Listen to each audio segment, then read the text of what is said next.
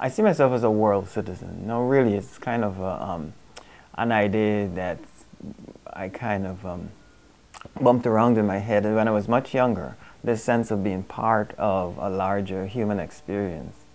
And the National Service Conference afforded that. So in a very direct way, the National Service Conference is linked to me expressing that part of myself. This sense of being a part of a global experience. Mm-hmm. The World Conference Against Racism, to me, afforded a tremendous historic event for the advancement of human rights. And it seems to me that, again, this is very much in keeping with the essence of what the American Ethical Union, the Ethical Culture Legacy, and the National Service Conference offers. My role, therefore, or the opportunity that I had to participate at that level really brought out, again, these threads are very much connected to me expressing myself and expressing my identity. So National Service Conference actually allows me to grow into who I am. Well, luckily they're not here to answer that directly, but it certainly was enriching for all of us. Because what happened is, whilst I was in South Africa, and even in the process of getting to South Africa, relationships were built. They've benefited from those relationships. I've benefited from those relationships. We do have contact with friends on the ground in South Africa. Mm-hmm. And here, people who were not directly involved in the conference, but I had to work with them in order to get to South Africa. It speaks of another one of the essential qualities of what National Service Conference expresses and the commitments and the principles of ethical culture. This idea that the relationships are primary.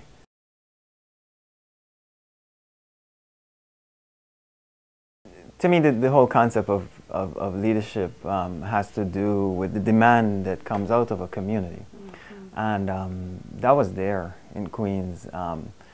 They were not afraid to engage a very contentious issue.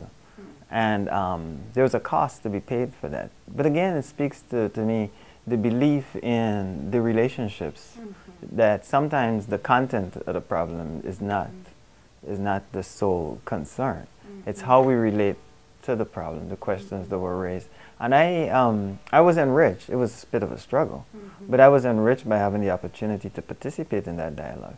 And again, once I remember that there's an essential objective that the American Ethical Union, the ethical culture has, to advance humanity, that's the goal. You're going to encounter a lot of obstacles on the way to that goal. But once we remain true to that goal, then we'll deal with the struggles. And in Queens, yes, there was much struggle. But what I found is that there was also tremendous commitment to the ideals. And that is what I'm grateful for. Of course, we might not solve the Palestinian-Israeli question. Heaven forbid, the United Nations struggles with that. So the fact that a society in Queens decides to take it on, when you have global actors unable to deal with it, speaks to the kind of depth of commitment to humanity. I feel that the ethical culture's involvement in any global forum, is essential to our identity as a community, as an actor in the affairs of humanity. For us, the borders, the boundaries, the walls that divide us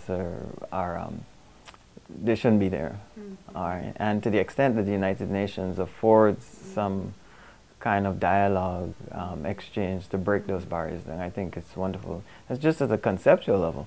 In a practical sense, what has happened is ethical culture is committed to advancing, to making the world a better place. And it says making the world a better place. And there's an understanding, in truth, in keeping with Dr. King's ideal that, a threat to injustice anywhere is a threat to justice everywhere. And I think also what we see in ethical cultures, we realize that if we can do a little bit there, we can work on a little piece in our small communities in Queens or Brooklyn, then it has an impact globally. And I think people understand that, even though sometimes we will find that there's some difficulty in people wanting to deal with very present and very immediate local issues. I believe that underlying all that is this commitment to a broader humanity. And they're aware of that when they step into to ethical culture. How much do they use it? I think, to me, is a function of organization, planning, and administration. And I think difficulties in those areas should not be confused with the worth of the essential product that we're dealing with. You know, we might fall flat on our face sometimes in terms of administration, but the essence of what we're speaking about still holds true.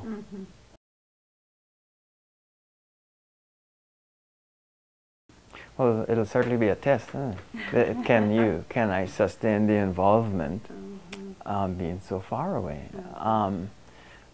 You have to excuse me because I'm thinking conceptually about these questions that you raise. You know, how do we keep relationships across distance? And the fact is that if we can do it, maybe there's hope for us working our problems out. Because, like I said, for me, it's the relationships that matter. So if all it does is changes the structure of the relationships, but I think the essence and the dynamics remain the same. I feel that the issues that are being dealt with in New York are the same concerns exist in Atlanta. You know, home is where the heart is.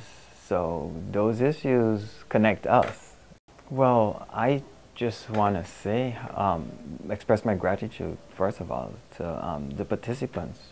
You know, it's very important that in these days of tremendous trial and struggle and people needing a lot of hope, that ethical culture can create that space where people can step into. It's very important for me. It kind of takes me back to the very first question you asked about who I am.